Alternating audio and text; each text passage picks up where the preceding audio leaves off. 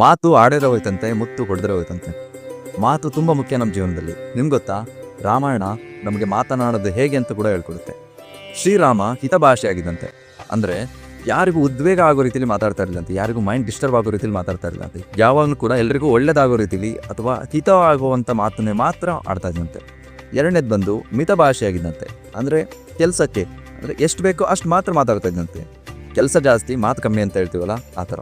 ಮೂರನೇದು ಬಂದು ಸ್ಮಿತ ಭಾಷೆ ಆಗಿದ್ದಂತೆ, ಯಾವಾಗಲೂ ಮುಖದಲ್ಲಿ ಒಂದು ಮಂದಹಾಸ ಇರೋದಂತೆ ಮಾತಾಡಬೇಕಾದ್ರೆ, ಮತ್ತು ನಗುಮುಖದಿಂದ ಮಾತಾಡ್ತಿದ್ದಂತೆ. ಅದರಿಂದ ಇನ್ನೊಬ್ಬ ವ್ಯಕ್ತಿಯೂ ಕೂಡ ಮಾತನಾಡಲಿಕ್ಕೆ ತುಂಬ ಅನುಕೂಲ ಆಗೋದಂತೆ.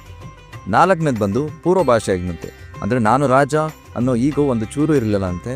ಯಾರೇ ಬಂದರೂ ಕೂಡ ಅವನೇ ಮೊದಲು ಹೋಗಿ ಮಾತಾಡಿಸಿದಂತೆ.